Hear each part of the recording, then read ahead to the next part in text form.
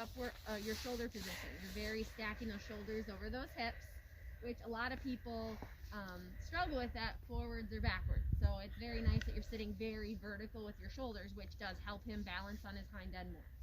Where I'm seeing a little bit of a lateral shift in your position is as you go to ask him to turn, more so with the walk than at the trot, is that you're wanting to sit a bit more on your inside seat bone to get him to turn. What happens then is if you sit in that inside seat bone, that pressure pushes them out to the outside. So instead, it's not that you have to lean to the outside, but if you want him to turn, your inside leg must stay long, and then you have to still think about keeping equal weight down to your outside stirrup so that you're turning with him over the middle of his spine. If you watch, I don't know if you didn't see me here. I've got bag clothes on. But if I want to turn that way and I do this, pushing his weight that way. And for a horse who is very much feeling the sensory overload is not in his sight, right? And that's their primary mechanism of sensation and for the rest of the horses. So he's probably very tuned into what your weight shift is doing. Yeah.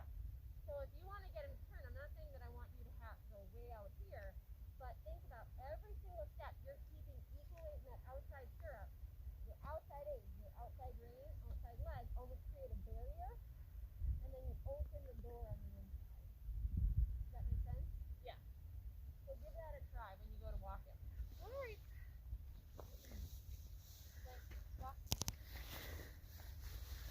Close that outside hand.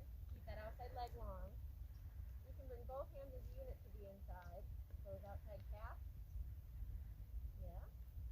Yeah. See how he almost falls in on the shoulder? Yeah.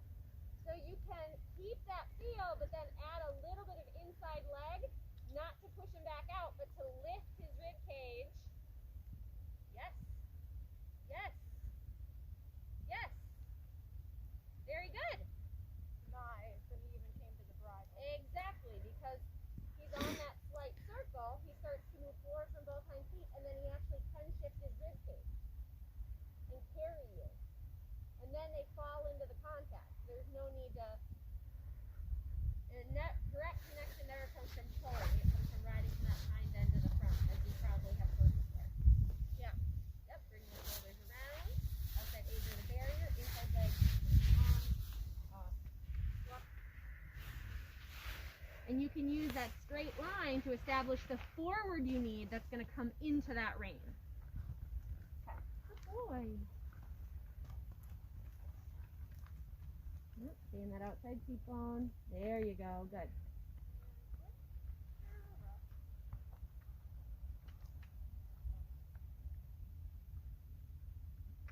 Stay down in that outside seat bone as you bring your shoulders around. Good. And then use your straight line to send him forward. Good. And then both hands to the center as you keep outside aids.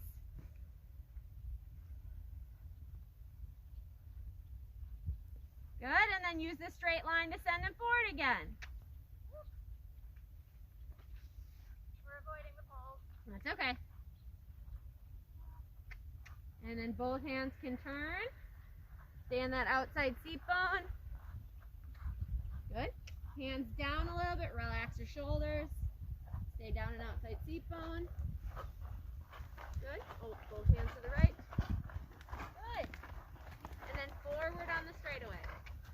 Rising and falling. Widen your hands just a little. There you go. To funnel in between equal reins. There you go. Good.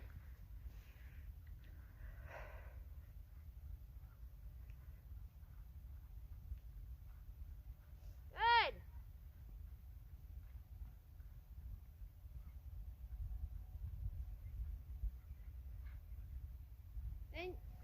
Then you're going to find a space to do a smaller square where you're challenging you and him. It's okay, buddy. Good boy. Smaller square. Yep, so that you're not, it's great that you went and first did it on the rail because that gives you a very much of an external wall, right? Now challenge yourself to ride a square inside the arena where you don't have that seeming crutch of the outside rail to help him learn how to stay between your aids that are not the rail. Okay. Does that make sense? Yeah. So just try it at the walk. You're kind of creating that square the other way. Now we're doing some fancy sideways. Now widen your hands. Keep them between your calves and seat bones, riding him forward into the contact. Good. Good. And then bring his shoulders around in a turn. Easy. Widen the hand again. You can still use your voice. Ooh. Good. And then bring his shoulders around in a turn. Outside aid. Stay on that outside seat bone. Good. Good. And again, widen the hand if you need to. Kind of like training wheels. Good. And stay on that outside seat bone and outside leg. Bring your shoulders around. Add inside leg. Good.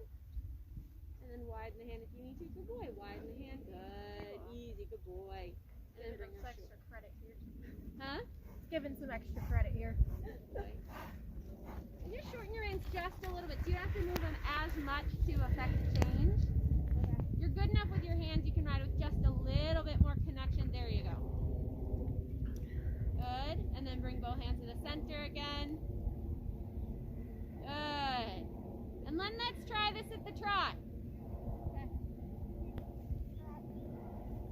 Good. And then widen your hands a little bit. Ride them forward into equal reins. Good. And then both hands to the center. Widen the hands. Good. Ride them into that contact. Good. And both hands to the center. Good. And then widen the hands. Good boy. And then both hands to the center. And then widen the hands. Good man. And you can feel him falling right there. So think about the horse's balance off your outside rein, inside leg connection. So if you keep a little bit more weight in that outside rein, there you go. Now send him forward into the hand. Leg into the connection. Yes. There you go. Thinking elastic elbows, closed fingers. So it's very reliable. Something he can rely on. Leg, leg, leg. He's like, this is a lot of work. Good boy. Good. And then widen the hands just a little bit and try to keep them just a little wider. Close both legs to send them into both reins. He's trying to figure out where easy buddy. You feel him getting really drifty? Widen and push him into that wider rein. Good. Good. You feel how that helps straighten him? Yeah. His shoulders are about 3 feet wide. So if you have your reins here on a greenie, you need the wider hand to help teach them how to travel in said straight line. Good girl. And then show me another walk transition. Good. And then widen your hand and march him right up to the trot. Think the first step of trot is your biggest. Wide hands, yes. Good. Good. And then a downward transition to the walk. Wide hands. Walk. Walk. Good. And reward him. Give him a break for a minute. Does this make sense? Yes and no. Some of the things, like I'm not sure about the elastic elbows. Okay. I haven't had a whole lot of formal dressage training. So one of the foundational pieces of a rider's position in dressage is you always want to ride with a closed hand. Because if you ride with an open hand, you end up getting variability in the length of rein. And what happens then is you're not consistent with your contact. So the contact ends up being empty or harsh. So what you teach riders, or the goal is if you, a soft hand is a closed hand, and then the elasticity comes from the softness of your elbow. So Okay. I can affect, if I'm riding, and I want to give my horse rein, I can keep my shoulders tall, but give them 6 inches by doing this. Oh, okay. Or I can follow here for the walk.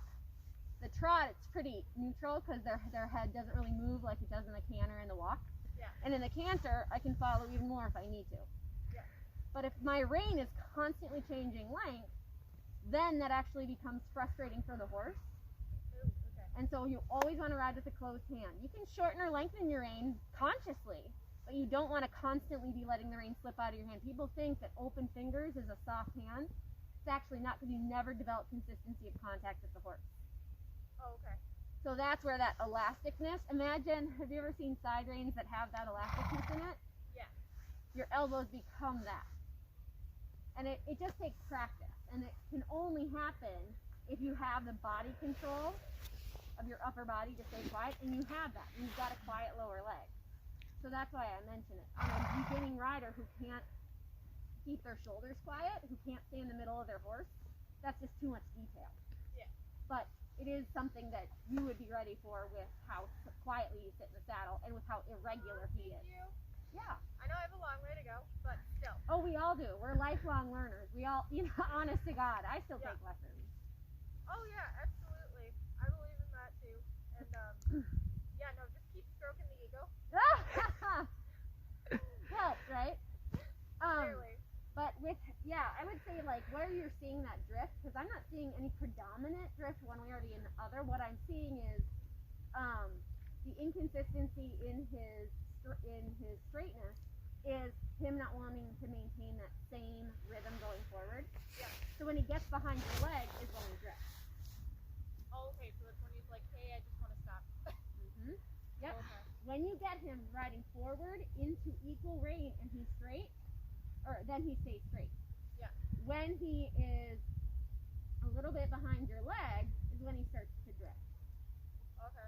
And so I would play with shapes like this, like a straight line like that, and saying, okay, I'm going to hold you straight, not by holding you with my rein, but when he wants to get crooked and fade, you keep your position symmetrical around him and say, yep, now come forward into my hand. It's very different than pulling into contact.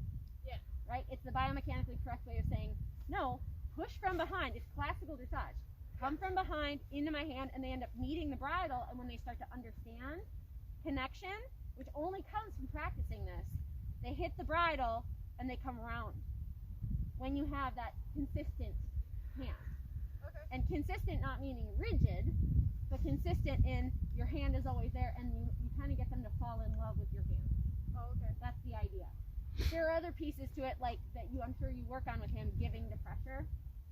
Yeah. Yielding to pressure. Most riders, most trainers do when you're asking them to follow the contact. You've already been playing with that, so when he steps into your hand and meets connection, theoretically, if you've done your homework, he should meet that and come around. Oh, okay. If he doesn't have any physical limitations. Yeah. Does that make sense? Yeah. So it does sometimes feel like a cluster on the young ones or the green ones. As you come through, they come and hit your hand, and they will try to do the easiest thing. He'll try to drop back behind your leg. He'll hit the contact and he'll be like, I don't want to use my butt that much, so I'm going to fade right, I'm going to fade left, I'm going to stop again. Yeah. You just have to go, no. I'm like that bunny in the burning house going, it's fine. Keep coming forward into my consistent hand. Good boy. And the thing is, just like whenever, you've probably heard it, the reward is in the release. Yeah. The reward is in the taking away of pressure. Yeah. So when he comes into the connection and he chooses to yield to it, he creates his own release. If you don't keep changing. Yeah. If you don't keep pulling as a rider. So as riders, if we can maintain the same position, they hit our hand and they soften to it while still pushing from behind, that's when he learns, oh, that's my happy place. So they start doing it with more regularity. Oh, okay. But there might be, a half hour of you going, no, just go forward, straight, forward. And then by the end, he all of a sudden comes into your contact, gets on the connection, goes, oh, wow, yeah, that's fine, that's nice and comfortable, and then he gets tired, and then he's like, well, I can't do that anymore. Yeah. So you might only get 5 minutes at the end of your ride, but that's the ultimate goal, that it goes from, 30 minutes of struggling for it, to 25 minutes of struggling for it, to 20, where the majority of your ride is, you close your leg, he steps into the contact, he comes around, you travel straight. Okay. And then it's minor changes from there. Working on forward and supplements. But I think the biggest thing that I see today is that making sure that you're staying in that outside stirrup through your turns. Yeah. That you're consistently saying, keep going forward from my leg, and not being married to your hands being right here. Yeah. But helping funnel his shoulder through a wider channel. And then, because you can feel feel both sides of his mouth with this wider hand, and it can still be soft. Yeah. You feel that? And then eventually, like the confirmed horses, the horses that are, at the upper levels of dressage or anything else, then you can ride with a little bit narrower hand. But when these babies are just feeling like you're riding a drunk gummy worm, you want to widen and be like, it's okay, we got our training wheels, we're good. Yeah. Because their balance point is very much this wide versus the more trained a dressage horse gets, the more narrow they get behind and the more underneath themselves they get. Yeah. Versus the babies feel like you're riding this. Yeah, Right? pretty much. So that would be where I would go with a horse like this. I would agree with you. I think without being consistent he is in his rhythm. I don't know if I would camper him much off the lunge line yet. Yeah. Given his other issues with sight and all that. I would think if you can get him where you can get him to travel on almost a perfect square, where you can get a upward and downward transition, and he's literally waiting for you. He'll step up into a 1-2, 1-2. He'll step down into a 1-2, 3, 4. And you can get him to turn without losing forward or balance, then you're probably ready for it. Okay. On a horse without the sight issues, I would say go for it. Absolutely go for it, because they need to learn how to balance on their own. But because he looks to you so much for knowing where his feet are, I mean, like, it's very clear that he's got special needs. Yeah. I would want him to feel incredibly comfortable and incredibly on the aids before you would canter him. Because the canter is such a naturally asymmetrical gait, being that it's 3 deep instead of 2. Yeah. He's already going to be off balance. That would be I think that would be probably the best thing. The other thought I had, do you do much lunge work with side rein? I have not. That might be helpful for him. Does he get claustrophobic? A little bit. We've been working on it. It's not nearly as bad as it was when we first started. Sure. Like, it doesn't pull back or anything anymore, but Okay. it's still there. There are ways you can do it with just starting with like an outside side rein, so that your lunge line itself becomes the inside rein and your outside side rein becomes the outside. So you can very easily release pressure so that he doesn't feel boxed in by 2. Yeah. And this is very different than a tie down. It's not a tie down. Side reins are designed to teach a horse how to travel in a straight line. They're a training tool if they're used appropriately. And it's not about pulling his head down. It's about helping him line up the outside of his body and learn how to bend through his inside.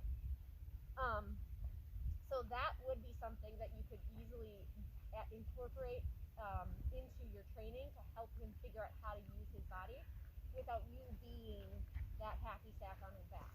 Yeah. You know what I mean? And I'd be happy to show you how to use it. Yeah. Do you own side reins?